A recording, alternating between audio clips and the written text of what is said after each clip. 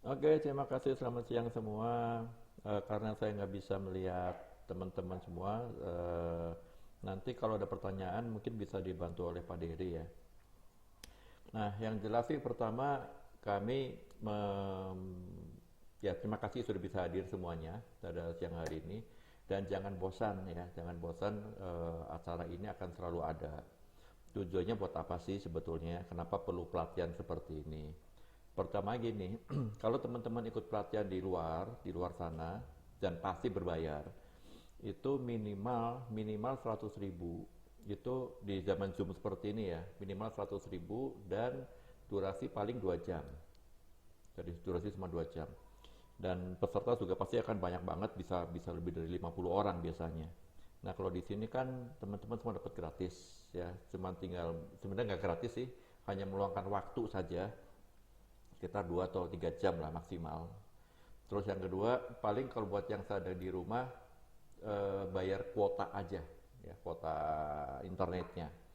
Tapi tujuan lainnya sebetulnya membekali teman-teman selama mumpung di sini, ayo kita sama-sama belajar ya, sama-sama belajar bagaimana memimpin diri sendiri, bagaimana untuk menaikkan mental dan saya ngerasa di kondisi seperti ini apalagi setelah lebaran COVID itu meledak lagi, itu kan nggak gampang ya. Ada beberapa toko yang tutup, ya ada beberapa toko yang juga dalam pengawasan dan sebagainya dan dengan jumlah karyawan yang ada yang sakit dan sebagainya itu banyak banget kendalanya. Sehingga di sini dibutuhkan seorang yang memang punya mental yang bagus, punya mental pemimpin yang memang benar-benar bisa mengendalikan situasi seperti ini. Karena gini, uh, banyak situasi di luar sana yang kita nggak bisa kontrol, kita nggak bisa kendalikan sama sekali. Teman-teman ada yang sakit, kita nggak bisa kendaliin. Ya, kita sudah jaga prokes benar-benar, kita sudah jaga makanan, pakai masker double, triple, bahkan satu muka pakai masker semua, masker pengkoa, masker apapun itu mereknya. Tapi tetap aja ada yang kena. Dari mana? Bisa dari keluarga, klaster keluarga, bisa dari kita pas belanja ke supermarket misalkan, atau kita belanja ke minimarket, kita nggak tahu ada yang OTG, kita kena dan sebagainya. Akhirnya semua kena. Ya, ada klaster-klaster yang baru lah. Dan itu kita nggak bisa kendalikan. Jadi yang bisa kita kendalikan murni hari ini, saat-saat ini adalah bagaimana kita menjaga, pertama jaga diri, jaga kesehatan, dan dalam masa seperti ini tetap bekerja, bagaimana cara kita mengelola pekerjaan, mengelola teman-teman. Yang juga saya yakin beberapa karyawan juga pasti ada yang khawatir, aduh ini gimana nih kalau saya masuk takut dan sebagainya. Nah, itu yang coba kita kendalikan, yang bisa kita kendalikan. Nah, salah satunya adalah bagaimana sih memimpin diri sendiri. Sebelum kita memimpin orang lain, kita perlu memimpin diri sendiri. Gimana sih cara memimpin diri sendiri? Pak, maaf. Ya, Suaranya kurang jelas, Pak. kurang jelas. Iya, Oke, kurang keras juga. kurang keras. Ya, Enak nggak seperti ini? Lebih jelas mana? enak. Oke, berarti saya nggak pakai Lebih ini. jelas. Ya, oke, makasih masukannya. Iya, sama-sama. Ya, jadi balik kembali lagi ya. Jadi hari ini sampai jam 3 nanti kita akan belajar, sama-sama belajar bagaimana sih memimpin diri sendiri. Jadi sebelum memimpin orang lain, kita coba yuk pimpin diri sendiri yuk. Mulai dari mental. Ya, karena ada satu dua orang yang mungkin di kondisi seperti ini mereka aduh Pak capek banget harus harus masuk terus, harus mengatur jadwal dan sebagainya. Belum lagi nanti satpol PP seliweran, belum lagi nanti ada segala macam. Nah, di sini sebelum bisa membuat orang lain punya mental seperti itu, kita dulu yang harus bisa mimpin diri sendiri. Nah, di sini saya kasih sedikit kalimat, seorang pemimpin sejati mengambil tanggung jawab untuk tim mereka dan membantu mereka mencapai tujuan. Nah, tujuannya apa? Tujuannya minimal di masa seperti ini kita semua bisa running, tokonya tetap bisa berjalan dengan baik. Ya buat toko yang tutup, entah dengan online, entah kalau memang nggak bisa online sama sekali, ya bagaimana tetap produktif di masa-masa seperti ini. Nah, itu yang akan coba kita lakukan. Nah, beberapa hal yang akan kita lakukan di sini kita akan bagi seperti ini. Saya akan coba memberikan pengantar ya selama mungkin 20 menitan. Kemudian 60 menit kita akan diskusi kelompok. Tadi teman-teman sudah tahu ya pembagian kelompoknya ada tiga bagian nanti akan diatur. Kemudian setelah diskusi kelompok, nah dalam diskusi ini nanti tolong pilih satu orang untuk juru bicaranya. Dan saya minta jangan yang paling tua, jangan yang paling senior. Karena rata-rata kita memimpin pemimpin, oh ini aja yang paling lama. Misalkan ada yang satu kelompok sama Jogja, pasti Bu Ella ditunjuk. Nah saya nggak mau ya, yang muda-muda silakan gantian, jangan Bu Ella terus. Ya, terus kemudian setelah masing-masing selesai, cuma dua soal kok. Kemudian kurang lebih 40 menit silakan nanti disampaikan hasil diskusinya seperti apa, dan masing-masing kurang lebih 5 menit lah untuk menyampaikan untuk pemaparannya. Ya, ini kurang lebih teknis hari ini. Nah sebelum mulai kita coba tonton dulu ini ya. Kesempatan itu saya tidak percaya kepada keberuntungan, karena keberuntungan adalah ketika kesempatan bertemu dengan kemampuan. Saya suka. Tapi memang benar. Dan saya sepakat itu. Memang benar. Nggak ada yang namanya keberuntungan. Kemampuan bisa diasah, kesempatan bisa dicari. Jadi keberuntungan itu pada dasarnya bisa diciptakan. Betul sekali. Ya, tahu ya, keberuntungan bisa diciptakan. Yang ada adalah sekarang kesempatan. Nah, teman-teman di sini punya kesempatan buat belajar lebih lanjut. Kemampuan ada nggak? Ada. Kenapa saya bilang kemampuan ada? Kalau kemampuan tidak ada, teman-teman tidak ada di room ini hari ini. Mungkin masih di kasir, mungkin masih di SA, mungkin masih di gudang. Artinya secara kemampuan ada, sudah terasah. Kesempatan ada nggak? Ada. Nah, teman-teman di sini diberikan kesempatan untuk memimpin. Pak, buat yang magang gimana? Saya kan belum JS, belum supervisor, nggak apa-apa. Setidaknya kan kesempatannya ada untuk belajar. Kemampuannya ada. Kenapa dimagangkan? Karena AM melihat, oh ini punya kemampuan nih. Nah disitulah akhirnya teman-teman kita semua ada di ruangan ini. Nah bicara tentang kondisi hari ini, seperti teman-teman semua sudah pernah lalui kemarin ya setelah Lebaran, di sini ada dua sumbu ya. Sumbu yang ke atas itu resilience, itu bicara tentang daya tahan. Resilience bicara kalau teman-teman tahu, mungkin yang punya anak ya atau punya keponakan, tahu nggak dulu sekitar 3 atau 4 tahun lalu ada mainan squishy. Squishy yang dipencet itu empuk ya, kayak boneka kecil yang terbuat dari semacam karet seperti itu. Nah, squishy-nya resilience itu bicara kalau kita diremas seperti itu, seperti squishy itu, boneka itu akan begitu lepas itu akan kembali lagi. Nah, resilience bicara tentang daya tahan, daya pantul. Kalau bicara tentang bola apa namanya? Bola bekel, kalau kita lempar ke bawah, dia akan mantul lagi. Nah, resilience seperti itu. Semakin keras kita lempar bola bekel itu ke bawah, pantulannya akan semakin tinggi. Nah, seharusnya dalam kondisi seperti ini bicara tentang tekanan dari mana-mana loh. Ya, dari pekerjaan iya, dari tanggung jawab iya, dari situasi iya, dari penyakit, semuanya seolah-olah tuh nekan kita semua. Nah, di sini dibuktikan kita bisa nggak resilience, kita bisa nggak bertahan. Ya, nanti yang akan membuktikan adalah waktu. Itu yang sumbu yang ke samping itu waktu. Nah, vulnerability ini, collapse ini adalah kondisi di mana kita rentan sekali untuk rapuh, rentan sekali untuk menyerah. Saya nyerah aja deh, mendingan saya jadi SA aja deh, nggak usah jadi JS, nggak usah magang segala macam deh.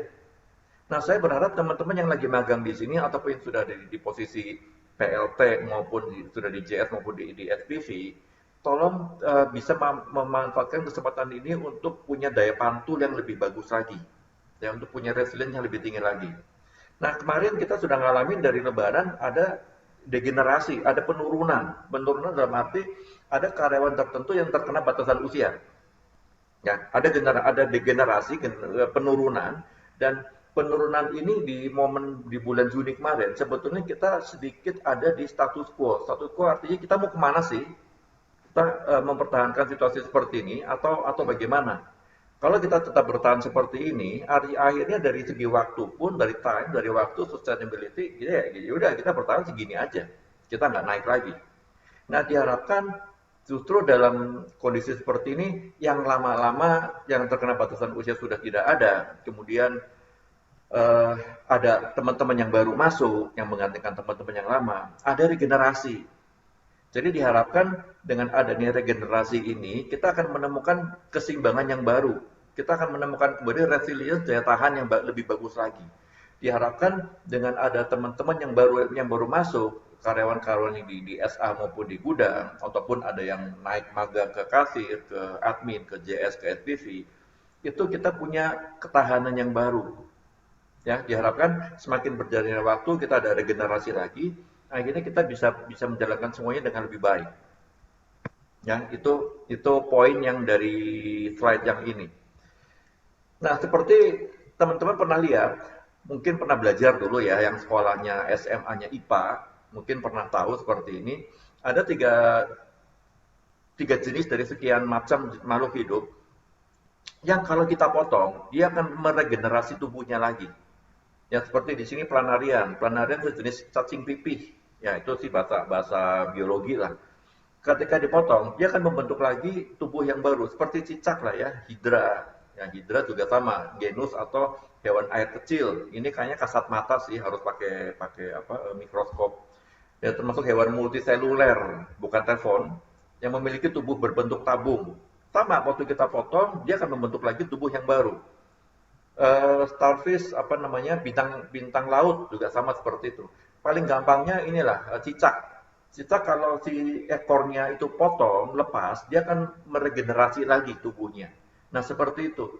Diharapkan teman-teman yang hari ini ada, yang sudah lama bergabung di sini, bisa meregenerasi untuk pemimpin berikutnya. Bagaimana cara melakukan kaderisasi.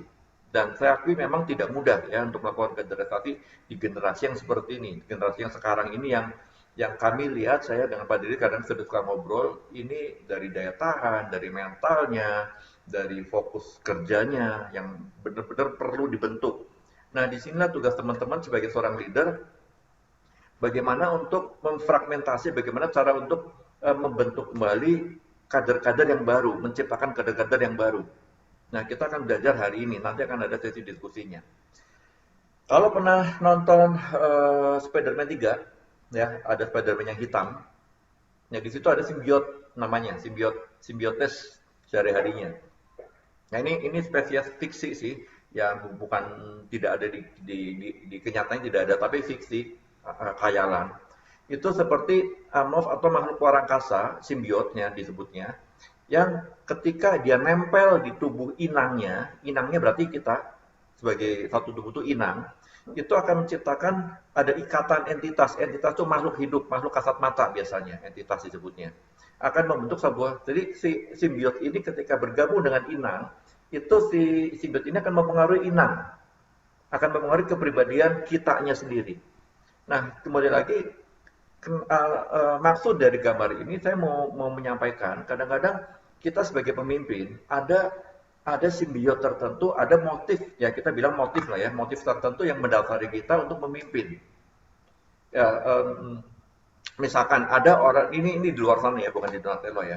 Ada orang yang benar-benar mengejar, saya harus jadi pemimpin, saya harus jadi manajer, harus jadi direksi, harus jadi supervisor misalkan. Untuk apa? Untuk popularitas, untuk mencari nama, untuk macam-macam motifnya. Ada yang benar-benar dia naik karena pengen mengembangkan bawahannya, mengembangkan perusahaannya.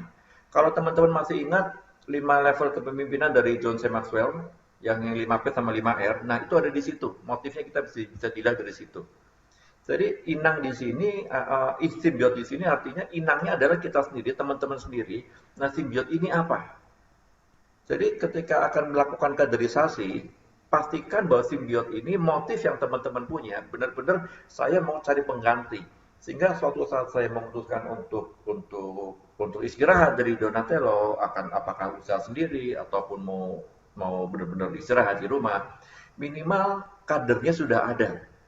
Nah, motifnya kami harapkan itu yang muncul. Simbiotnya itu. Jadi inangnya teman-teman semua di sini, bagaimana cara teman-teman bisa menularkan simbiot ini ke para calon pemimpin yang lain. Ya, buat yang sedang magang di sini, kami juga berharap teman-teman, memang sekali lagi saya akui nggak gampang ya, menangani karyawan dalam situasi seperti ini itu nggak gampang. Tapi kabar baiknya adalah tadi, seperti di video di awal tadi, kemampuannya ada, dan ini kesempatannya. Jadi teman-teman ada di sini, di ruangan ini hari ini bukan sebuah keberuntungan, tapi karena ada kemampuan yang berbanding lurus dengan kesempatan. Nah, diharapkan motifnya itu bisa coba mulai munculkan lagi motif saya untuk memimpin adalah saya harus menciptakan kader yang lebih baik lagi dari saya hari ini. Ya, itu. Dan bicara tentang kaderisasi, ini hal yang penting bagi sebuah organisasi. Jadi seperti kalau pernah lihat lari estafet seperti ini ya. Jadi teman-teman sekarang yang ada di sini adalah orang-orang yang memegang tongkat estafet itu, yang suatu saat harus diberikan ke generasi berikutnya, generasi penerus. Nah di sini ada beberapa orang yang magang. Nah nanti si tongkat estafet ini harus diberikan kepada yang magang. Syukur-syukur suatu saat bisa melanjutkan kepemimpinan teman-teman yang ada di sini. Ya ini inti dari kaderisasi sebetulnya. Kemudian kedua, fungsi kaderisasi adalah mempersiapkan calon-calon atau embrio atau regenerasi tadi ya, kaderisasi yang siap melanjutkan tongkat estafet. Nah bayangkan kalau teman-teman lomba estafet seperti ini, ada tongkat yang harus diberikan, kemudian lari memberikan tongkat ke generasi penerus, generasi berikutnya, tapi nggak mau dilepas. Kebayang nggak seperti ini? Akhirnya nggak akan maksimal. Yang memimpin, yang punya tongkat estafet pertama juga nggak bisa lari kencang, yang diberikan tongkat ini juga nggak bisa lari kencang juga, saling menghambat. Nah ada orang-orang tertentu yang tidak melakukan kaderisasi, kenapa? Takut. Jangan-jangan nanti kalau saya ngajarin dia lebih pinter, saya tersaingi. Nah, kalau menurut saya justru itu baik. Itu artinya kenapa? Kalau teman-teman punya kader yang baik, ya, yang magang diajarin, ternyata lebih bagus hasilnya daripada yang ngajarin. Kan artinya kan itu keberhasilan dari yang ngajarin. Jadi jangan takut tersaingi, jangan merasa, aduh nanti saya nggak kepake lagi loh.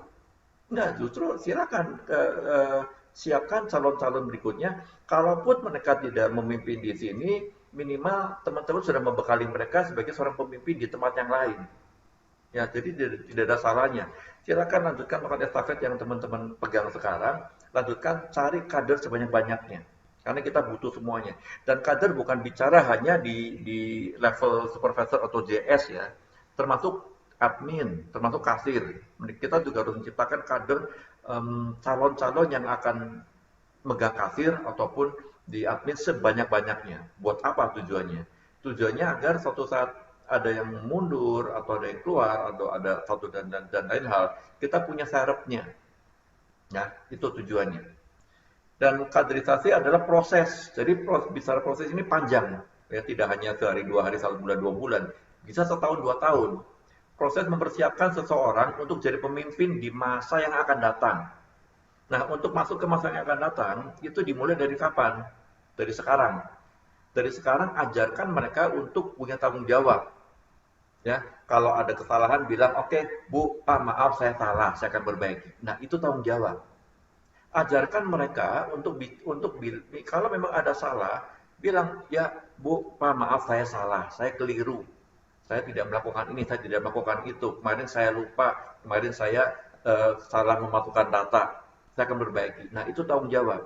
Nah, ini yang teman-teman perlu ajarkan ke mereka dari segi tanggung jawabnya.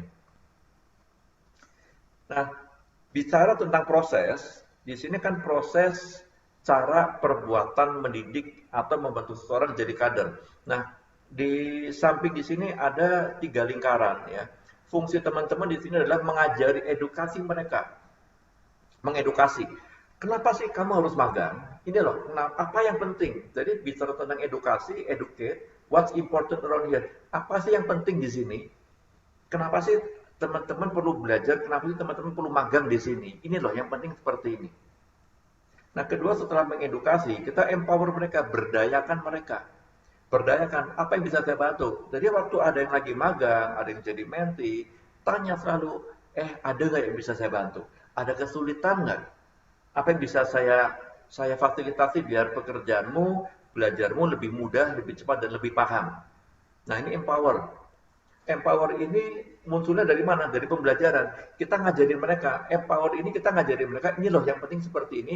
Tolong ada SOP, ada alur kerja. Yang tadi ngomong-ngomong, tadi saya kirim email tentang proses magang. Itu contoh salah satunya, pembelajaran dari situ. Nah, dari buku saku panduan magang itu, berdayakanlah mereka mengikuti panduan magang itu. Kemudian setelah mereka dapat pembelajaran dan diberdayakan, baru kita bisa di sini ada keterikatan, mengikat mereka, engage mereka. Ya, engage bicara tentang kalau nikah ada cincin kawin. Nah, itu engage. Ya, kita mengikat, ada satu ikatan. Nah, untuk mengikat mereka di posisi sebagai seorang kader, tunjukkan ke mereka apa untungnya untuk Anda sih, apa untungnya Anda magang di sini. Apa untungnya Anda jadi pemimpin? Apa untungnya Anda belajar di kasir? Apa untungnya Anda belajar di admin? Ya, itu setelah 3 itu dapat, baru ada positive change, perubahan positifnya. Nah, di sini ini disebutnya sweet spot, titik manisnya di sini. Ya, titik manisnya kalau mereka mau untuk memacu mereka berkembang, punya perubahan yang positif, 3 ini dilakukan. Dan ini proses, ya, sebuah proses, sebuah cara dengan pembelajaran, educate, empower, atau engage. Nah, nanti ini silakan nanti boleh dipraktekkan di diskusi nanti ya. Nah, faktor yang menentukan diperlukan kaderisasi pertama, ini saya nggak akan bahas panjang. Ada ketentuan periode kepemimpinan.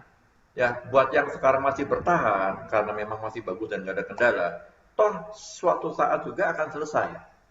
Entah karena usia yang memang kayaknya sudah nggak sanggup deh, ini sudah ada pengganti karena itu, bisa karena itu, ya, atau kaderisasi karena memang ada penolakan dari anggota kelompok.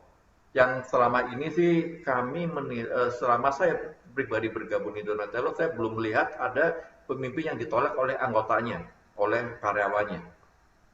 Tapi kaderisasi bisa terjadi karena ada penolakan. Jadi contohnya kudeta lah ya, atau orang-orang yang demo ganti pemimpin, ganti segala macam. Nah, ada seperti ini. Atau ketiga, proses alamiah jadi tua, ya, dan sudah tidak selincah dulu lagi. Ya, walaupun sekarang juga masih ada lah Nelly ya, para Nelly kan ada, tahu ya Nelly ya, nenek lincah, ya umur 40, 50 masih jelalatan, itu masih ada seperti itu. Atau kaderisasi karena ada kematian, keempat. Kelima, organisasi membuat perkiraan dalam jumlah, jenis, dan kualitas pemimpin yang diperlukan. Nah, kenapa ada materi ini? Karena kami melihat dalam situasi yang serba tidak jelas seperti ini ke depan, kita perlu mempersiapkan para kader-kader yang baru. Jadi teman-teman diharapkan setelah hari ini selesai pelatihan, besok dengan seluruh timnya bisa lebih aktif. Yuk kita cari kader yuk, cari orang yang berkualitas yuk, untuk bisa membawa Donatello tetap bertahan sampai pandemi ini selesai. Kita nggak tahu kapan selesainya. Tapi di sini perlu mental positif. Artinya dengan perubahan seperti ini ada positive change, kita bisa berharap lah ya, kita punya calon-calon kader yang berkualitas untuk masa depan, yang bermutu. Bermutu bukan cuma sekedar singkatan. Tahu singkatan bermutu? Yang bermuka tua, ya, bukan cuma sekedar itu, tapi benar-benar punya kualitas untuk masa depan. Nah, ini faktor yang menentukan diperlukan kaderisasi. Nah, ini mungkin ada yang sudah pernah lihat, tapi kita coba lihat dulu ya.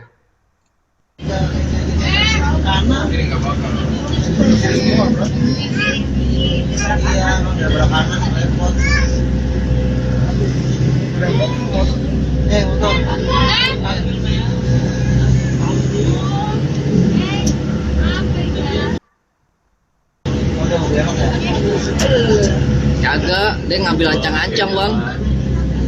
Iya, betul.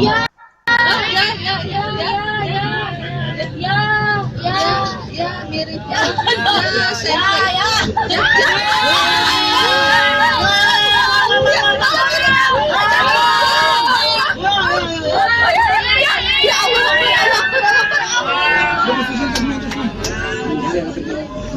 Ada handicap tadi yang handicap Kamera. Ini lagi handicap. Tadi yang miring.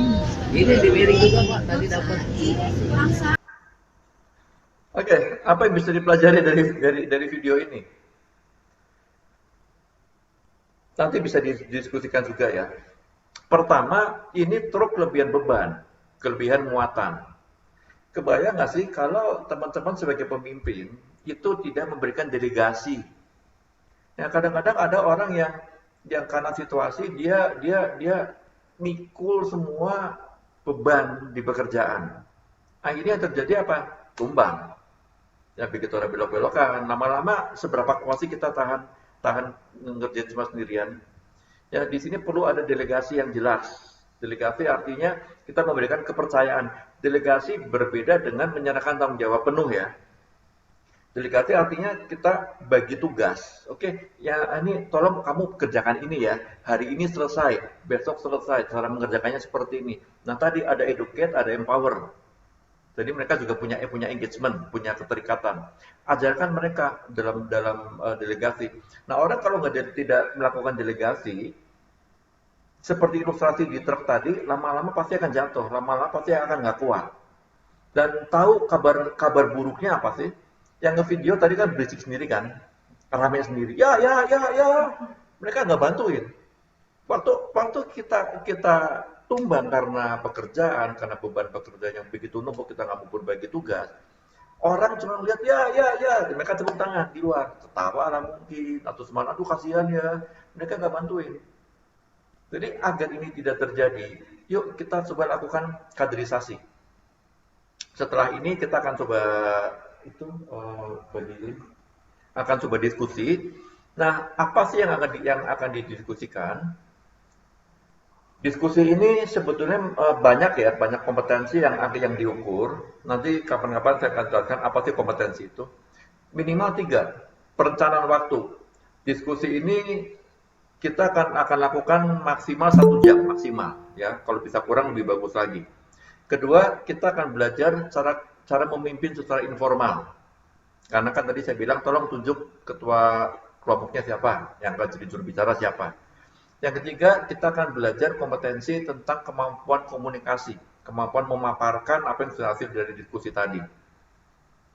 Nah, topiknya cuma ada 2. Bagaimana cara melihat potensi seseorang untuk diberikan kesempatan magang tanpa melihat, oh ini udah senior nih, jangan deh dia baru 3 bulan bergabung, gak masalah. Karena pas kami kunjungan ke Depok waktu bulan Februari kalau nggak salah, itu ada SA yang baru bergabung 5 bulan, di bulan kelima SA ini dimagangkan ke kasir, baru 5 bulan. Ya kalau kami bilang kalau memang bagus kenapa tidak? Kenapa harus tunggu 1 tahun? Kalau memang 3 bulan, 4 bulan kelihatan bagus, berkembangnya pesat, kenapa nggak coba dimagangkan juga? Nggak masalah kok. Ya. Jadi pertama ini bagaimana cara teman-teman lihat potensi seseorang, ya secara umum aja, tidak perlu secara orang per orang di setiap tokonya. Dan kedua, setelah tahu potensi, bagaimana kapan saat yang tepat untuk melakukan kaderisasi? Kapan sih? Oh ini potensinya ada nih orang-orang yang untuk ini bagus, teliti, percaya diri dan sebagainya. Kapan akan dilakukan kaderisasi? Dan setelah tahu kapan ya, oke, coba bulan depan deh atau nanti deh di akhir tahun deh, Desember deh. Nah kalau sudah tahu kapan, bagaimana? Jadi poin kedua adalah bagaimana melakukan kaderisasi itu, apalagi dengan ada batasan usia. Jadi kan SA dan Budang maksimal 3 tahun kan, untuk yang baru masuk di tahun ini. Bagaimana cara mengkader mereka? Syukur-syukur di tahun kedua, si SA atau Budang ini bisa naik ke kasir. Jadi usianya jadi lebih lama masa kerjanya. Syukur-syukur yang sekarang di kasir bisa dinaikkan, dikader jadi admin. Jadi umur saya sampai 30. Nah, gimana tuh cara melakukannya? Cara melakukan kaderisasinya. Tentukan koordinator dan juru bicara. Nanti setelah kami bagi kelompok, yang nanti akan dikirim linknya oleh Pak Fevi dan Pak Dery sesuai dengan ABC. Yang A tetap di sini ya. Nanti silakan diskusikan 2 topik ini. Nah ini pembagian kelompoknya seperti ini, ya. Oke, untuk sampai di sini dulu. Apakah ada yang mau? Dari pertanyaan dimulai dari pertanyaan nomor 1 dulu. Itu tadi bagaimana cara melihat potensi seseorang untuk diberikan kesempatan magang tanpa melihat junior atau senior. Dari grup A itu untuk karyawan yang diberikan kesempatan magang itu yang pertama harus percaya diri. Jadi paling enggak harus percaya diri sama kemampuannya dulu. Lalu yang selanjutnya itu harus disiplin dan berperilaku baik. Jadi attitude-nya harus baik. Disiplin termasuk ketepatan waktu saat datang ke tempat kerja sama absensinya.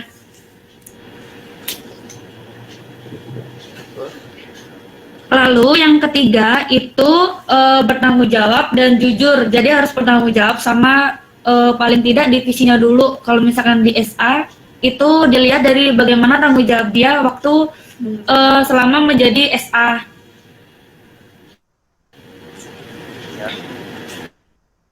Yang keempat itu komunikasi. Jadi komunikasinya nggak cuma komunikasi terhadap sesama karyawan, tapi juga bagaimana komunikasi dia ke customer juga. Ya.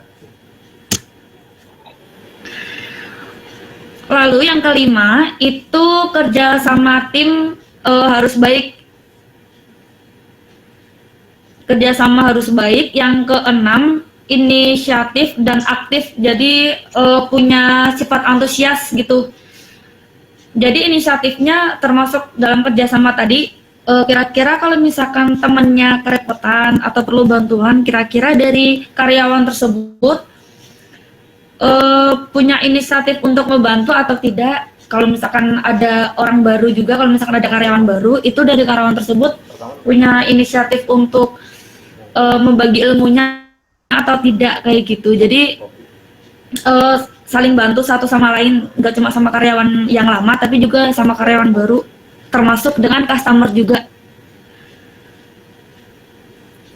Yang nomor 7 itu cara menyelesaikan masalah. Yang ke-8 itu penguasaan pekerjaan. Gitu Pak Julius. Oke, terus yang kedua? Lanjut Pak. Ya. Yang kedua, kapan waktu yang tepat untuk melakukan kaderisasi dan bagaimana melakukan kaderisasi dengan adanya batasan usia. Untuk waktunya sendiri itu yang pertama ketika memang dari karyawan tersebut sudah mampu untuk menempati posisi yang dimagangkan, Pak. Jadi memenuhi syarat yang pertanyaan nomor 1 itu tadi, yang dari poin 1 ke poin 8.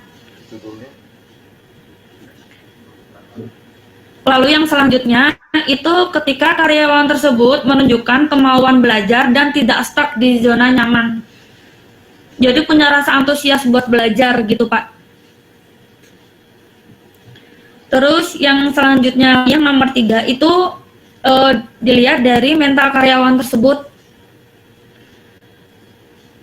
Ya. Lalu yang keempat itu dilihat dari data rapot triwulan. Cuma untuk data rapot triwulan memang tidak bisa dijadikan acuan atau bisa dijadikan patokan Pak, karena yang dijadikan patokan pasti yang poin 1 sampai 8 itu tadi harus memenuhi syarat tersebut. Lalu yang selanjutnya pastinya harus sudah lepas training 3 bulan. Dan yang terakhir itu dilihat dari masa kerjanya, kita utamakan untuk yang masa kerjanya lama dulu akan kita coba untuk magangkan, tapi memang kalau misalkan dari karyawan lama kurang berpotensi untuk dimagangkan, maka kita akan mengambil karyawan baru yang kita rasa memang dia punya potensi untuk dimagangkan. Begitu Pak. Ya. Itu dari grup A. Ya, terima kasih untuk A. Ya Pak, terima kasih Pak. Berikutnya tadi yang selesai duluan B ya. Ya, perlu deh, stop. Silakan kelompok B. Ya, untuk kelompok B, dari hasil rundingan, untuk soal yang pertama, bagaimana cara melihat potensi seseorang untuk diberikan kesempatan magang tanpa melihat senior atau junior. Dan hasil rundingannya, untuk poin pertama, jujur dalam hal apapun dan mengakui kesalahan yang diperbuat. Ya. Untuk poin yang kedua, ingin maju dan ada kemauan belajar. Untuk poin yang ketiga, tanggung jawab terhadap instruksi yang diberikan oleh atasan, diawasi maupun tidak diawasi. Untuk poin yang keempat, kedisiplinan terhadap jam kerja dan tugasnya. Untuk yang kelima, sikap kerja yang tidak memihak atau memilih-milih suatu pekerjaan. Yang keenam, mampu bersikap tegas terhadap teman yang melakukan kesalahan. atau peneguran terhadap teman yang melakukan kesalahan. Untuk yang ketujuh, komunikasi aktif dan semangat dalam bekerja. Dan yang kedelapan, respon yang baik dan memahami kesalahan apabila ditegur oleh atasan. Jadi itu untuk jawaban soal nomor 1, Pak. Dan untuk soal nomor 2, kapan saat yang tepat untuk melakukan kaderisasi dan bagaimana melakukan kaderisasi dengan adanya batasan usia? Dari hasil rundingan grup B, karyawan lama yang akan kena batasan usia sebagai pembekalan saat keluar dari perusahaan, jadi bisa dimagangkan, kecuali karyawan yang tidak punya potensi. Lalu bisa dengan cara kandidat bisa dipilih dari usia lebih muda agar jenjang dan masa magang masih panjang dengan pertimbangan lebih semangat, fisik lebih bugar, dan cara berpikir bisa lebih modern atau cepat. Untuk kapan dilakukannya, itu dilakukan sebelum mentor memasuki pembatasan usia agar maksimal dalam mengajari proses magang. Atau bisa pada saat menemukan kandidat yang sesuai dengan kriteria dari jawaban soal nomor 1 dan hasil penilaian sebelum magang baik dari triwulan ataupun training. Jadi cukup untuk jawabannya. Ya. Oke, terima kasih. Ya, Langsung ke C. Silakan.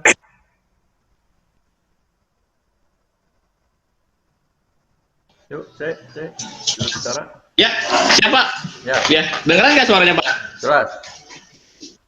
Ya, siap. Ya, perkenalkan nama saya Muhammad Iqbal. Saya dari grup C. Grup C itu ada artinya, grup C itu grup cinta. Kenapa disebut grup cinta? Karena semua orang tuh butuh cinta. Ya, karena semua orang tuh nggak bisa hidup sendiri. Oke, kita lanjut dari... Ya, lanjut. Bagaimana cara melihat kader?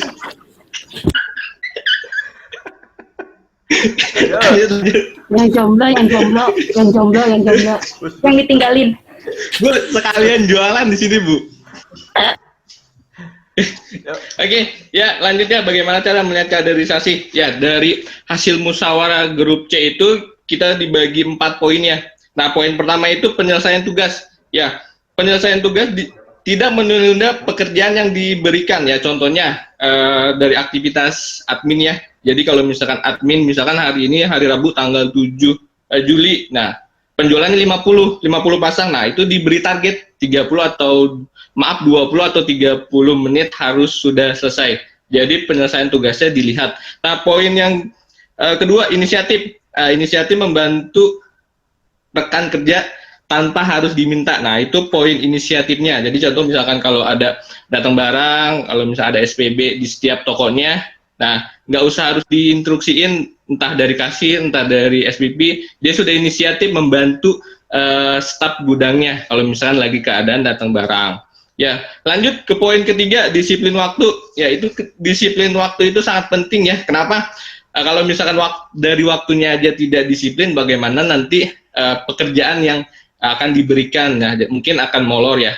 Dari absensi, dari waktu istirahat ya, atau waktu sholat diberikan waktu ya 5 menit, untuk istirahat 30 menit ya. Kalau misalkan lebih dari waktu yang sudah ditentukan, nanti akan berpengaruh dari waktu istirahatnya dan rekan kerjanya yang lain. Jadi kalau misalnya sekarang 30 menit, ngaret 30 atau 40 menit, kasihan rekan kerjanya yang lain sudah kelaparan kalau misalkan nggak ngemil ya. Poin yang keempat, yang terakhir, yang menurut saya itu paling penting, kejujuran. Tadi juga grup A dan grup B juga sudah menjelaskan poin kejujuran ya. Mungkin saya sedikit membahas kejujuran.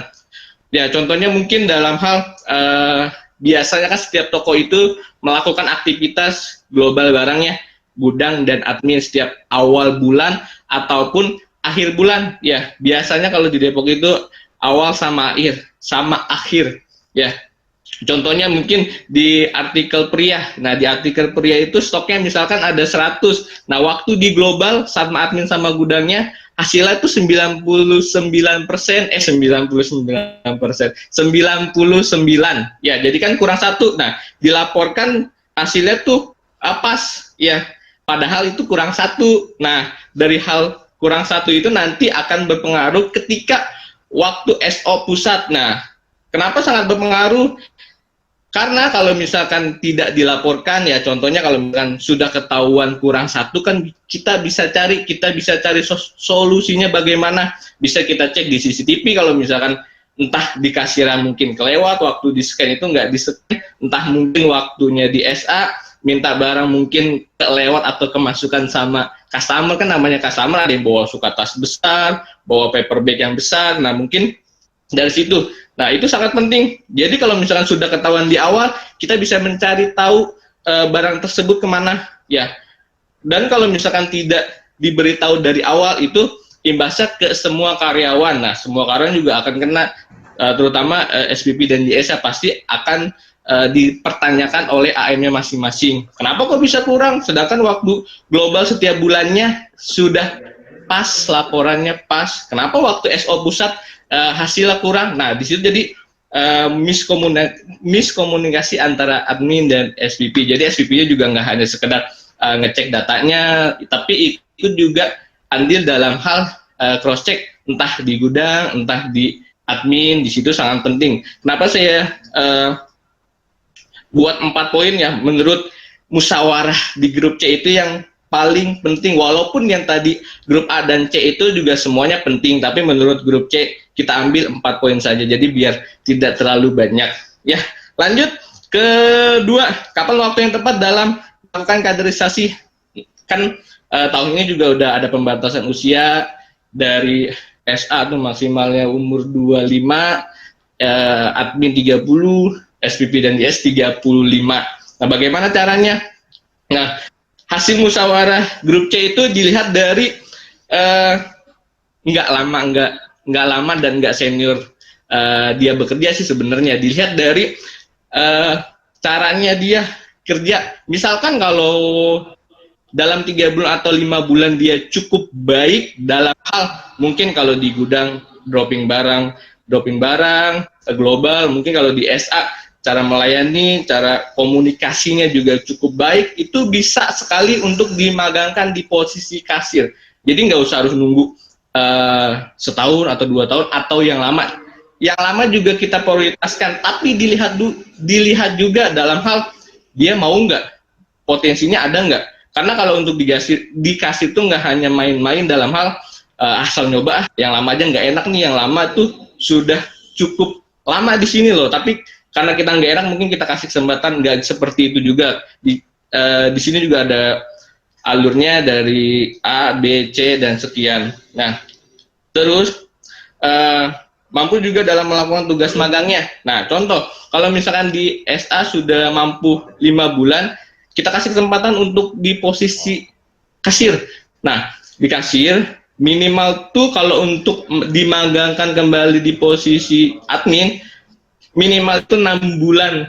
Kalau misalnya sudah lebih 6 bulan ya baik, tapi kalau misalkan dipaksa butuh kaderisasi yang cepat ya waktu 6 bulan sih menurut saya pribadi dan hasil musyawarah juga di grup C itu sudah cukup. Tapi kalau misalkan mau lebih baiknya ya waktunya dipanjangkan ya minimal setahun. Kenapa? Karena waktu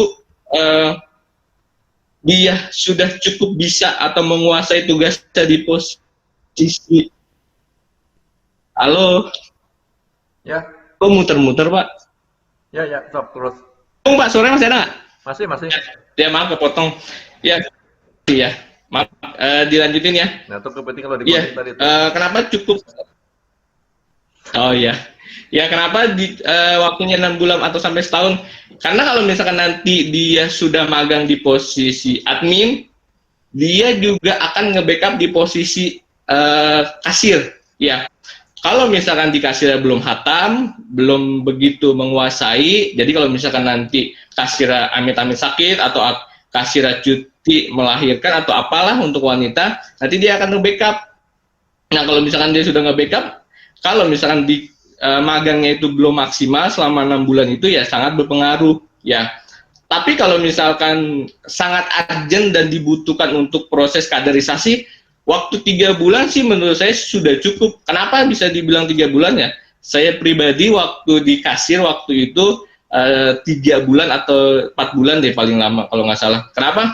Karena waktu di kasir dan harus magang di admin itu, kalau nggak salah itu adminnya waktu itu satu resign, yang satu lagi itu dipindahkan di Bogor. Ya, jadi di Bogor itu butuh. Jadi saya tuh hanya 3 bulan di kasir atau 4 bulan nih kalau nggak salah. Nah itu kalau misalkan setiap toko misalkan urgent dan dibutuhkan kaderisasi yang cepat, nah itu nggak apa-apa. Tapi dilihat dan dipantau setiap hari atau setiap minggu atau setiap bulannya bagaimana caranya. Dan kalau misalkan kaderisasinya urgent banget, nggak apa-apa, nanti dinaikin di admin.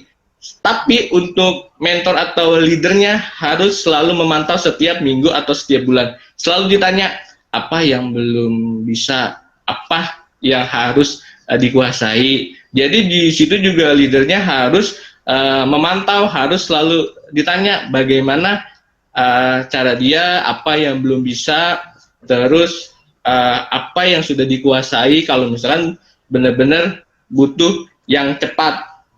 Ya, oke, mungkin dari presentasi grup C itu hasil musyawarah yang bisa saya sampaikan. Untuk grup C, semangat, semangat, semangat. Jangan lupa sarang hiu. Oke, mungkin terima kasih Pak. Oke, terima kasih buat semuanya. Ya, lanjut ya. Jadi kalau saya nanti boleh tolong difotokan nggak tadi tulisan-tulisannya ya, tolong difoto aja, nggak usah diketik ulang, nggak apa-apa. Tolong kirim ke WhatsApp saya. Nanti dari pendapat 3 kelompok ini akan saya rekap, terus nanti akan saya kirimkan ke semua cabang ya. Jadi ini sebagai dasar untuk follow up dari setelah sesi hari ini. Jadi kalau saya simpulkan sedikit dari 3 pendapat tadi, 3 kelompok yang pasti ada itu adalah tentang inisiatif, kejujuran dengan disiplin ya. Dari 3 kelompok, 3 poin ini yang sepertinya mutlak ada. Ya, disiplin juga termasuk tadi lah disiplin dari jam kerja, jam istirahat, dari penyelesaian tanggung jawab dan sebagainya. Terus juga yang tidak kalah pentingnya itu masalah tanggung jawab. Jadi 4 lah ya, tanggung jawab, inisiatif, disiplin, dan kejujuran. Nah, kalau misalkan tadi teman-teman masih ingat yang ada 3 lingkaran tadi ya, educate, empower, sama engage, itu mungkin bisa dimasukkan ke situ. Nanti setelah ini akan saya share beberapa hal yang mungkin bisa diisi lah ya. Saya akan berikan satu form. Nah, terus kapan akan dilakukan kaderisasi dan bagaimana caranya? Sebetulnya selama ini sudah berlaku loh. Sebetulnya yang tadi teman-teman jelaskan itu sudah berjalan dengan baik. Cuman memang belum terdokumentasi ya dengan rapi bagaimana cara melakukan kaderisasinya.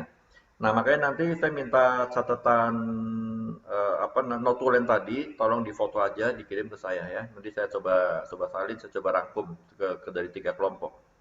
Nah, kalau saya lanjutkan sebentar, sedikit lagi tentang materinya. Bentuk kaderisasi, ya kalau tadi teman-teman melakukan kaderisasi dasarnya dari mana? Dari masa kerja, dari kemampuan, dari kemauan untuk berkembang, kemauan untuk belajar. Dari mana lagi? Dari tanggung jawab dia, dari inisiatif, dari kemauan dia untuk diajarin, dan termasuk dari masa kerja. Ya, masa kerja juga tadi disampaikan, nggak harus yang lama kok. Kalau memang baru setelah lapas training ternyata memang berpotensi, ya bisa dimagangkan, dibelajarin untuk di posisi berikutnya. Nah, ada 2 bentuk kaderisasi, pasif dengan aktif. Yang pasif dilakukan secara insidental. Insidental artinya ya sudah sewaktu-waktu, jadi tidak ada rencana. Dan pasif ini misalkan dadakan nih, aduh ini kayaknya kurang orang deh, udah deh daripada kurang orang kita butuh kader berikutnya, kita paksa seseorang untuk belajar di posisi tertentu. Nah ini insidental, jadi memang tidak terencana secara persis ya kapan waktunya, siapa yang akan magang ke posisi apa. Dan merupakan masa untuk kenaikan jenjang anggota. Jenjang di sini artinya jenjang posisi ya, posisi berikutnya. Misalkan SA, aduh ini kayaknya kasir mau keluar nih, entah hamil, entah menikah, entah pindah, entah apapun itu, dan kita nggak ada cadangan kasir. Orang ini mau tidak mau walaupun masih baru, kita coba magangin deh. Syukur-syukur kalau memang dia berhasil di situ, dia bisa dan dia matang di situ, dia bisa naik suatu saat. Ya mungkin beberapa bulan setelah magang selesai dan memang stabil hasilnya, bisa naik jadi kasir. Dan bentuk kaderisasi pasif ini anggota karyawan mendapatkan pembinaan learning to know. Di mana sih, apa sih yang tadi ya, kalau masih ingat di 3 lingkaran educate. Ya, apa sih yang apa yang harus saya pelajari di sini? Jadi di momen di kaderisasi pasif ini karyawan dibina untuk tahu. Tadi kelompok C kalau nggak salah ya, atau kelompok mana tadi? Ada kelompok, kalau nggak B, kalau nggak C, itu diajarin learning to know, diajarin dulu penguasaan pekerjaan kalau nggak salah tadi. Tadi ada yang berkomentar seperti itu. Kita coba lihat dia nguasain nggak pekerjaannya. Nah ini learning to know. Bagaimana sih cara melakukannya? SOP-nya bagaimana sih? Nah setelah mereka tahu SOP, learning to know, kita ajarin sedikit learning to be. Learning to be artinya bagaimana SOP ini bisa melekat dalam keseharian dia dalam bekerja. Sehingga waktu orang tidak melakukan SOP, dia merasa, aduh ini kayaknya ada yang salah nih. Sampai sedikit lebih peka, ini kayaknya nggak seperti SOP yang harus dijalankan. Nah ini kaderisasi pasif.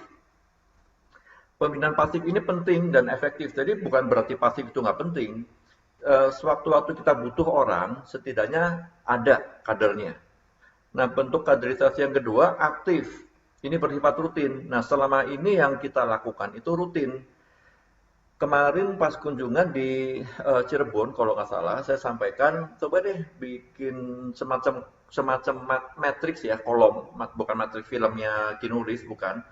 Kolom, namanya siapa, posisinya apa, dan di tanggal berapa, di bulan apa, di periode berapa sampai kapan dia akan dikader, akan dimagangkan.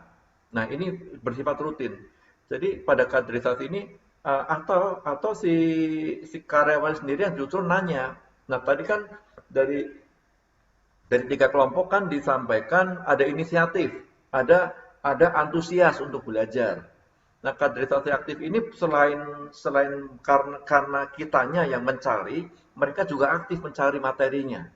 Bu, ada nggak yang bisa saya bantu? Tadi saya lupa kelompok B atau C yang nanya inisiatif ya, bentuk inisiatif. Nanya misalkan ada datang barang, kalau nggak salah, datang barang dia inisiatif bantuin. Nah itu cari sendiri materinya di situ. Artinya arti dari materi di sini. Pada momen ini anggota mendapatkan pembinaan learning to know yang tadi yang sudah di kaderisasi pasif, learning to do, bagaimana cara melakukannya. Jadi tahu SOP-nya apa sih? Tahu SOP dan belajar melakukan SOP itu. Jadi learning to know, yang know itu SOP-nya. Learning to do, yang dilakukan itu SOP-nya juga. Dan learning to be, jadi 3 hal ini sekaligus dilakukan. Bukan cuma tahu secara teori, tapi paham, menguasai, dan dia melakukan itu. Jadi tahapannya 3. Dia paham, dia tahu, mengerti. Yang kedua, dia menguasai terus dia memahami. Karena antara menguasai dengan memahami ada perbedaan. Dan yang ketiga, dia mau melakukan. Dan melakukan ini tahu bagaimana cara melakukannya. Bukan sekedar melakukan SOP, tapi dia harus tahu latar belakang apa sih alasannya kenapa harus ada SOP yang seperti ini. Kenapa caranya harus A ke B ke C, kenapa nggak A ke D langsung. Nah mereka juga harus diberikan pemahaman selama mereka magang. Ya makanya di sini pentingnya teman-teman nguasain SOP banget ya. Kuasain tadi panduan magang, ikuti cara-caranya hari pertama belajar apa, hari kedua belajar apa, sampai selesai di bulan ketiga ataupun bulan ke-6. Setiap rutinitas kegiatan harus memberdayakan potensi. Nah tadi yang di lingkaran kedua, empower, memberdayakan potensi anggota. Potensi yang seperti apa? Yang tadi sudah teman-teman sebutkan. Ya, ada terutama di kelompok A tadi ya, ada percaya diri, disiplin, tanggung jawab, dan jujur, komunikasi, kerjasama, antusias, kemampuan menyelesaikan masalah dengan penguasaan pekerjaan. Nah itu potensi yang harus diberdayakan oleh pemimpin di sini. Kenapa? Karena dari potensi yang sudah kita dapat ini untuk pembinaannya lebih gampang. Oh dia percaya dirinya agak kurang nih. Nah kita push di situ, kita kembangkan percaya dirinya. Misalkan dari komunikasinya agak kurang nih, magang di admin misalkan dia harus komunikasi dengan pusat. Oh agak takut nih kalau nelfon sama pusat, kita push dia untuk bisa komunikasi dengan pusat. Gimana caranya? Ajarin, ini loh, kalau mau telepon dengan pusat, ini data yang harus disiapkan. Kalau nanti ditanya seperti ini, nah ini jawabannya seperti ini. Nah itu yang harus diajarkan oleh si mentor, oleh para leader di sini. Kemudian yang keempat, kaderisasi ini sangat baik dalam proses pembinaan penjagaan. Nah ini lebih sistematis kalau aktif ini. Kita punya jadwal khusus. Dulu kalau teman-teman masih ingat ya, bulan Januari saya pernah minta nama-nama karyawan yang dulu pernah magang dan yang sedang magang ataupun yang rencana yang akan dimagang sih memang belum. Tapi mungkin ke depan kita akan coba pikirkan bagaimana cara teman-teman punya satu program, satu jadwal ya, jadwal magang, jadwal pembelajaran, jadwal agar siapa yang nanti akan dikader untuk posisi kasir, untuk posisi admin, untuk posisi JS maupun SPV. Nah, nanti coba akan kami godok dulu gimana caranya biar itu lebih mudah sehingga siapapun yang datang, entah AM yang nanya, entah mungkin siapapun yang nanya, misalkan, siapa kader berikutnya, tinggal tunjukkan bagian itu, jadwal itu. Ya, itu nanti coba, tapi itu nanti lah coba dipikirkan. Jadi ini bentuk kaderisasi pasif dan aktif. Nah, bicara tentang kepemimpinan, ada empat inti yang mendasar dari kemampuan seorang pemimpin.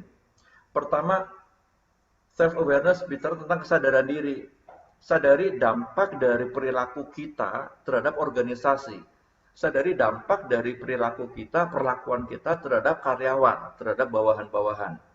Ya, kalau tadi masih ingat gambar Spiderman, ada inang, ya, ada simbiot. Nah, simbiot ini mereka harus paham, kita menanamkan simbiot yang positif loh ke mereka loh. Kalau tadi di Spiderman 3 simbiotnya cenderung negatif, cenderung memberikan kekuatan superpower yang superpower lah ya, bukan kekuatan kekuatan super yang lebih negatif sifatnya. Nah, self awareness di sini kesadaran diri bahwa saya sebagai inang, teman-teman sebagai inang memberikan simbiot ke inang yang baru. Simbiotnya apa? Potensi yang tadi sudah teman-teman sebutkan tadi. Nah, itu potensi ini, itu simbiot yang harus ditanamkan ke mereka sehingga mereka menjadi inang yang positif, jadi inang yang memang bisa dikembangkan. Dan mereka juga harus sadari bahwa apapun yang mereka lakukan, mereka punya dampak loh. Sekalipun masih magang, sekalipun hanya PLT, tapi apa yang mereka lakukan, apa yang mereka katakan, apa sikap mereka dan sebagainya, itu berdampak terhadap organisasi, terhadap teman-teman sekitarnya. Mungkin teman-teman juga merasakan kan, ada 1-2 orang yang kalau ada orang ini, aduh kok mendadak gak enak ya suasananya ya. Atmosfernya kok berubah jadi gak enak aja. Nah, mungkin pernah merasakan seperti itu. Jadi pertama, inti skill pertama dari kepemimpinan adalah kesadaran diri. Sadari bahwa apa yang saya lakukan, apa yang saya perbuat bagi orang lain, itu berdampak. Dan teman-teman sebagai seorang pemimpin, walaupun ada yang magang di sini, karyawan orang lain, bawahan, itu tidak peduli, mereka tidak peduli terhadap kita, sampai mereka tahu seberapa peduli kita terhadap mereka. Ya, mereka nggak peduli terhadap kita, mereka nggak peduli seberapa banyak yang kita tahu. Mereka tidak peduli, kita sebagai pemimpin, mereka tidak peduli berapa banyak sih yang kita tahu. Mereka harus tahu seberapa pedulikah kita terhadap mereka. Nah, kesadaran ini yang harus dibangun di teman-teman juga di sini. Kedua, komunikasi. Inti fundamental, inti mendasar dari kemampuan keterampilan seorang leader adalah kemampuan mengkomunikasikan tujuan secara efektif. Ya, seperti tadi, kenapa ada sesi diskusi, kenapa ada sesi presentasinya. Sebetulnya melatih komunikasi, menyampaikan tujuan, menyampaikan apa yang tertulis, yang ada dalam pikiran, sehingga orang lain paham, oh seperti ini ya maksudnya dari kelompok A, B, C. Dan sekaligus memberikan inspirasi, memberikan kepercayaan kepada kelompok-kelompok yang lain, kepada teman-teman yang lain, kepada para orang-orang yang akan kita kader nantinya. Jadi yang pertama kesadaran diri, kedua komunikasi, yang ketiga pengaruh. Bersikaplah nyaman untuk membujuk, mempromosikan dalam arti, yuk belajar yuk kamu saya magangkan yuk mulai bulan depan yuk selama 3 bulan di posisi kasir, posisi admin, posisi JS sebagai posisi SPV, yuk magang selama 3 bulan. Promosikan dan delegasikan. Jadi waktu teman-teman di sini memagangkan seseorang, ingat ya video tadi truk yang roboh, coba belajar delegasi. Delegasi artinya bukan diserahkan sepenuhnya, tidak. Karena kalau misalkan, loh kan sudah saya delegasikan, itu tanggung jawab kamu dong. Itu bukan delegasi, itu melimpahkan kewenangan, melimpahkan tugas sebetulnya.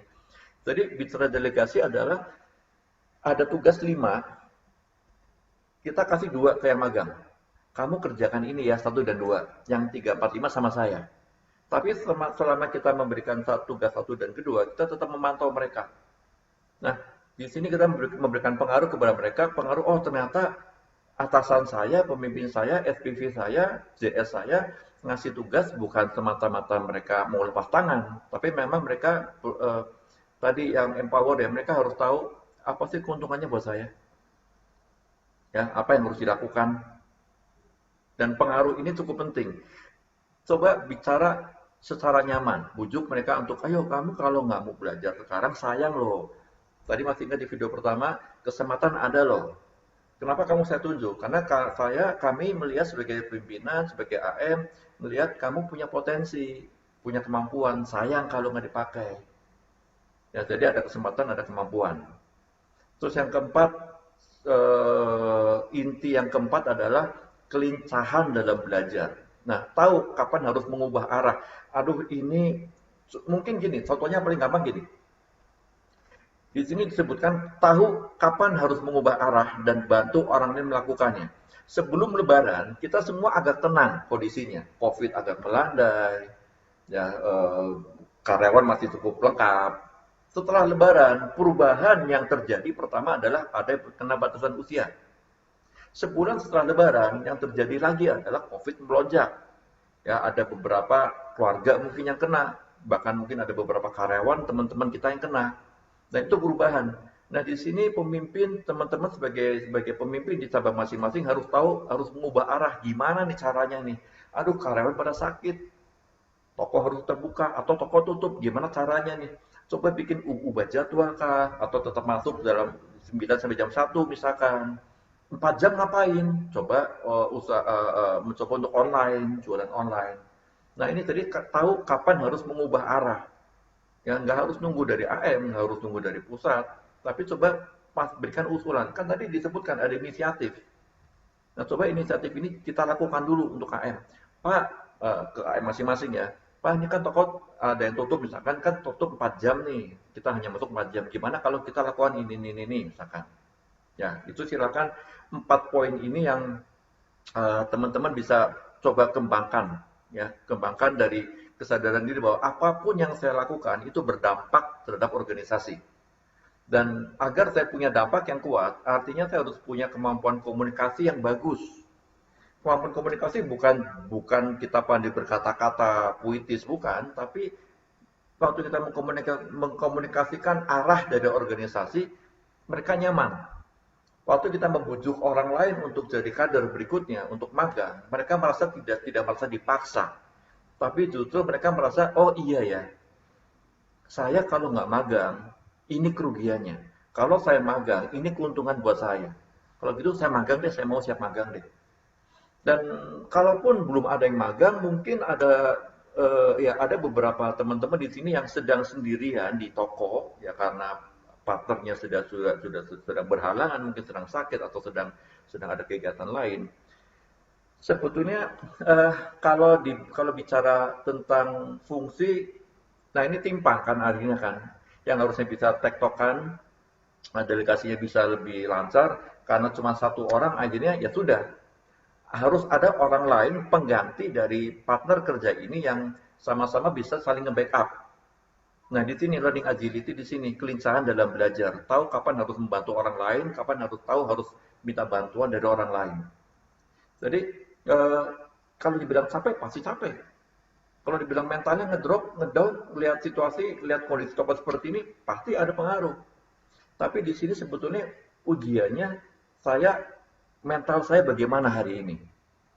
Dengan digodok seperti ini, dengan diuji situasi seperti ini, mental saya seperti apa sih? Masih bisa bertahan nggak? Saya masih bisa lari nggak? Jadi kalau dari pendapat saya, opini saya sih ya, kalau teman-teman ada kebetulan yang mengalami situasi seperti itu dan dirasa, aduh kok berat banget ya. Saya cuma pesan jangan mudah menyerah.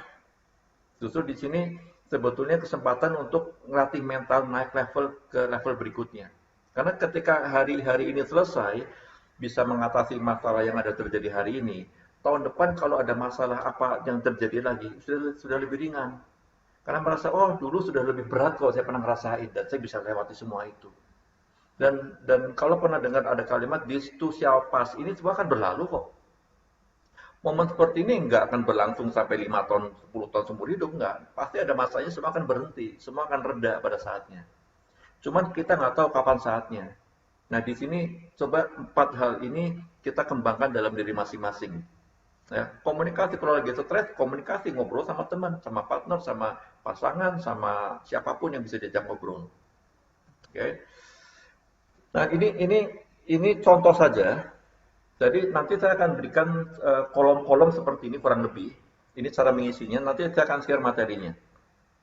Nah ini contoh aja, ada key partner, ini kita akan saya akan bekerja sama dengan siapa saja, itu key partner. Aktivitinya apa? Aktivitas utamanya apa? Kemudian sumbernya apa? Key resources ya, sumber-sumbernya apa? Value proposition, nilai-nilai yang akan saya bagikan itu apa? Kemudian customer relationship. Ini contoh, nggak usah dipusingkan ini. Ya kita lihat yang kedua aja, ini lebih mudah. Permasalahannya apa sih? Oh ada masalah seperti ini. Masalahnya apa? Masalahnya sekarang banyak karyawan yang baru, ya usianya muda-muda. Mereka ada yang belum punya pengalaman mungkin. Ada orang yang punya pengalaman yang sudah lama bekerja, suruh maju susah. Masalahnya apa lagi? Banyak teman-teman yang sakit, ya karena pancaroba, karena COVID. Itu masalah, tulis semua masalahnya di situ. Solusinya apa? Solusinya kita coba misalkan ya, coba utak-utik lagi jadwalnya, shift-shiftannya, atau dibikin 2 shift, 3 shift, atau bikin tim dan sebagainya.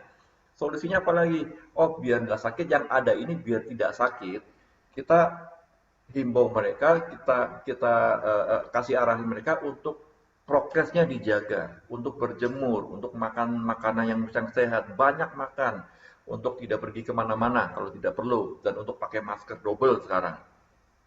Nah kunci utamanya apa? Biar itu solusi ini bisa berjalan, ya paling mungkin pengawasan, ya ada pengawasan, ada bikin jadwal dan sebagainya lah.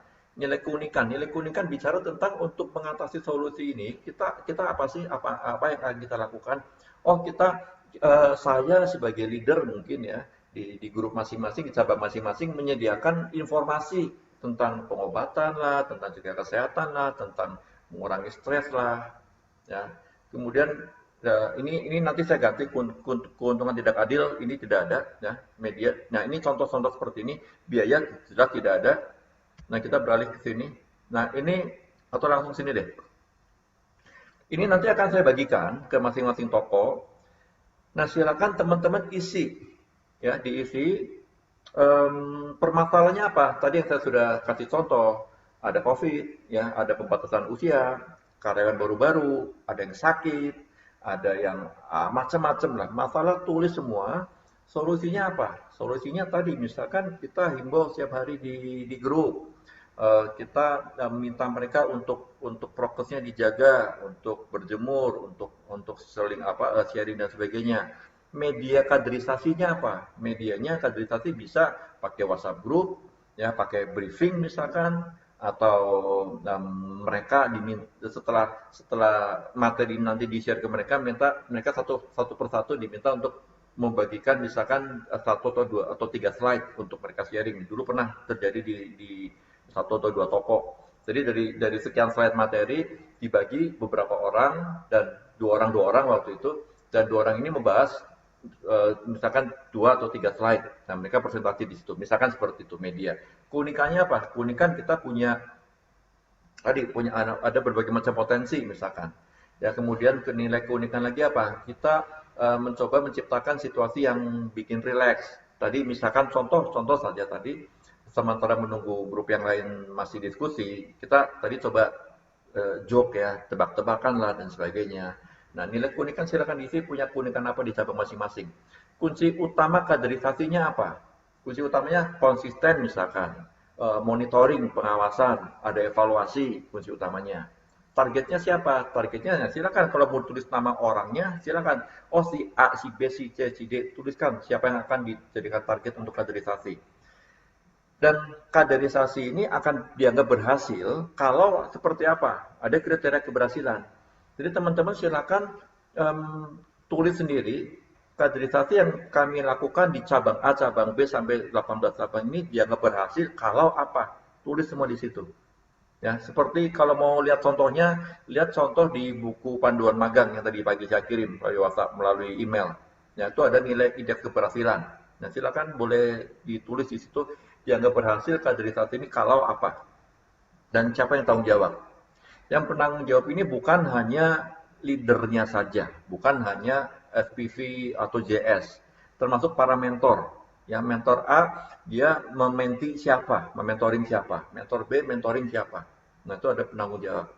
Nanti ini tolong diisi ya, kalau ada yang bingung diisi dulu sebisanya dalam waktu 3 atau 4 hari misalkan. Nanti minggu depan Senin, katakanlah Senin, silakan diskusikan lagi dengan kami, dengan saya, dengan Pak Dery, seperti ini betul nggak isinya. Nanti akan kami arahkan lebih detailnya lagi. Oke. Nah, ini film terakhir, kita lihat dulu.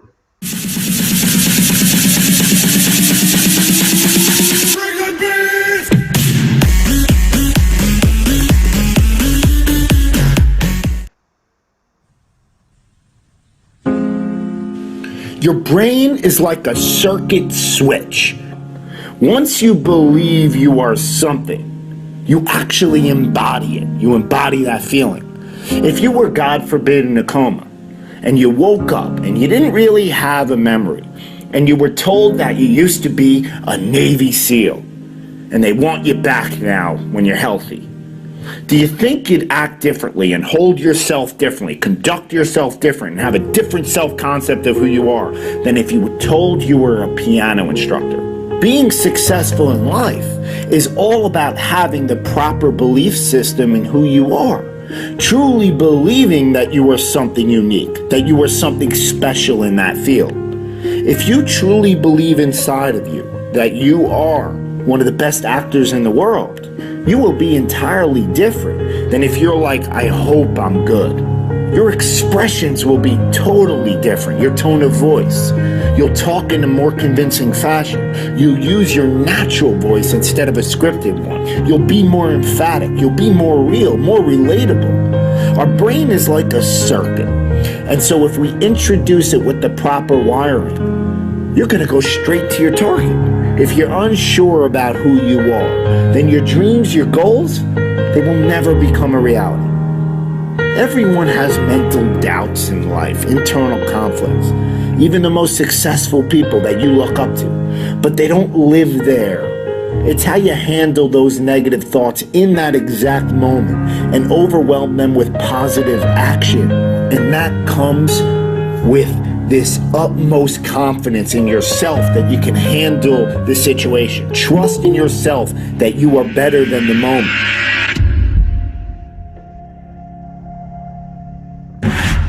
The greats think differently. The greats see differently, right? The greats have a different worldview. The greats, they approach the game in a totally different way.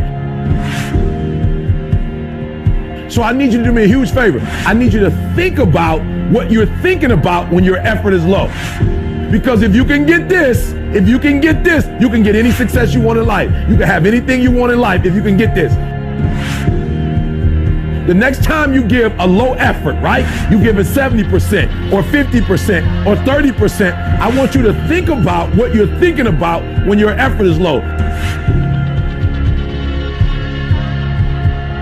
If your effort is low, you're probably not thinking about the opportunity. You're probably thinking about the obligation.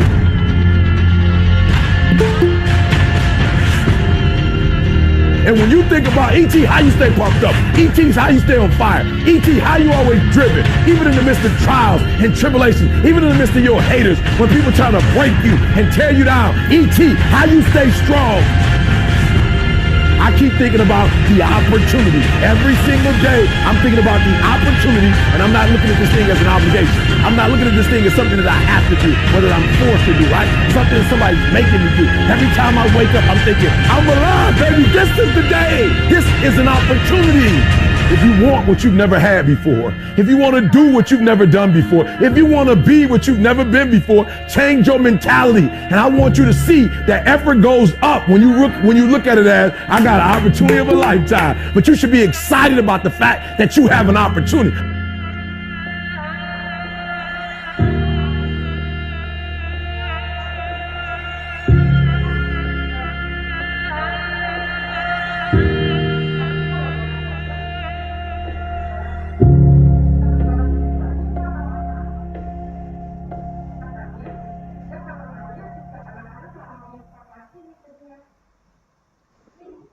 Oke, teman-teman.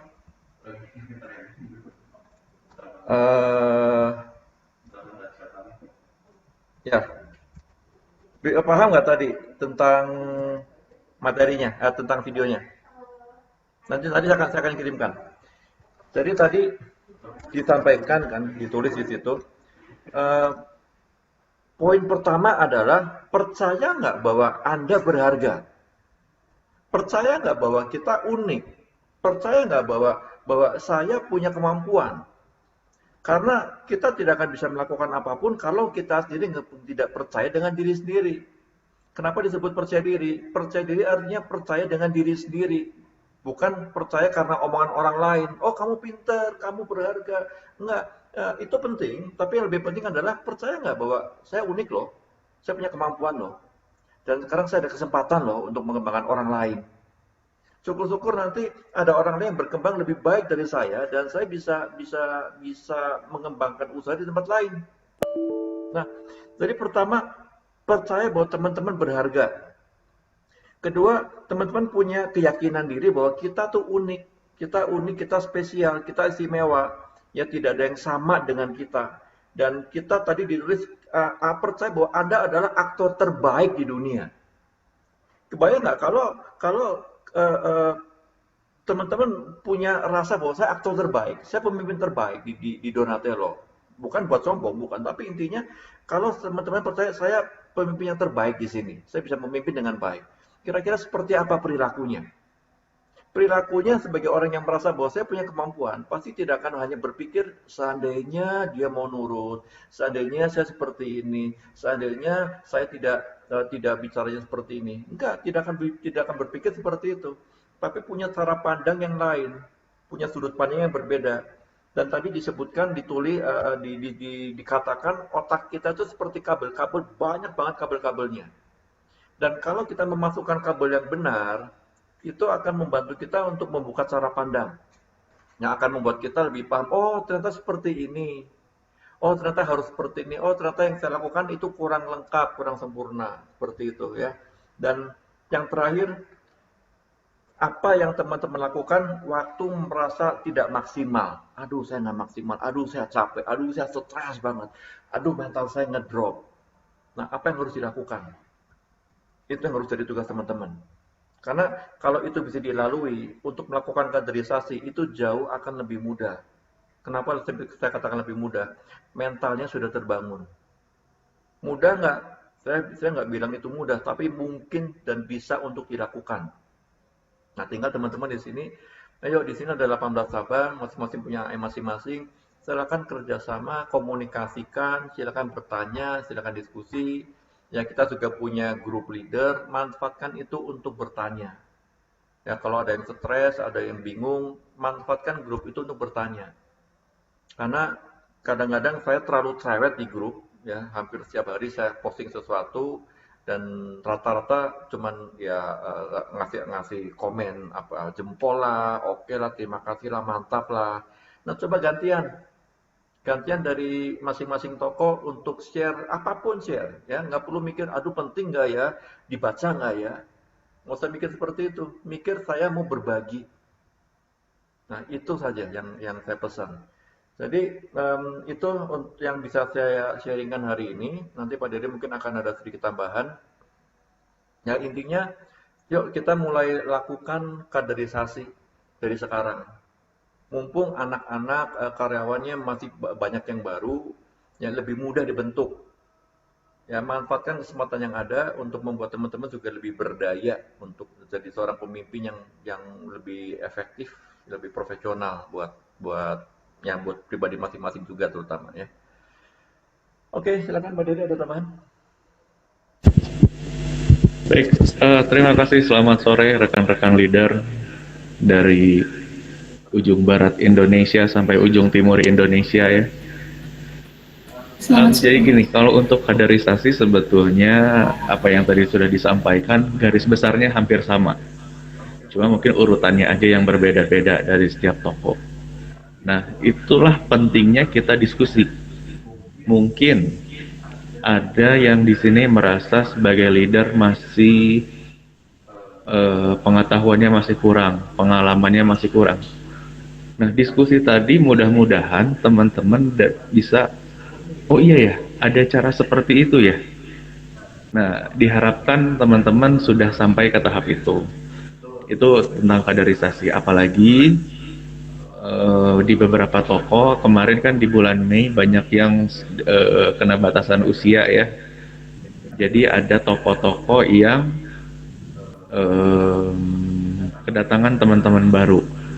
Nah, disinilah teman-teman harus ya sebagai leader pekerjaannya harus mengamati anak-anak juga. Dipilah mungkin ketika rekrutmen kemarin juga kan leader yang lihat langsung, ketemu langsung, mewawancara, ini kira-kira anak jagonya di mana nih? Apakah dia di administrasi? Apakah dia jago ngomong? Apakah dia memiliki ketelitian lebih dari yang lainnya? Nah, itu yang silahkan diskusikan dengan AM masing-masing. Jadi contohlah kayak siapa di yang kasir kemarin Afifah ya, Afifah. Nah, tadi juga sebelumnya sudah disebut sama Pak Julius. Ketika dia masuk baru beberapa bulan, SOP SA sudah dia pahami, tapi dia ada potensi untuk naik selanjutnya. Apakah itu di kasir atau di admin? Ya silahkan diskusikan dengan AM. Pak, anak ini ada kelebihan di sini. Anak ini ada kemampuan lebih dari teman-temannya di bidang ini. Ya silahkan berikan kesempatan dia untuk magang. Kalau misalnya, kasir kebanyakan, ya dilihat kasir yang sekarang sedang magang, ada nggak potensi dia untuk naik lagi?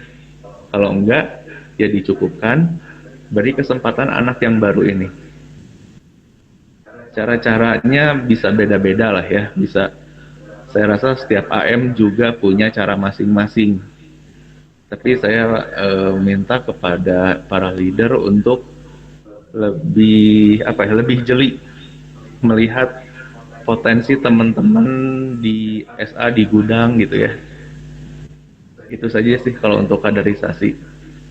Apalagi tantangannya buat yang kemarin kena batasan usia banyak yang keluar ya.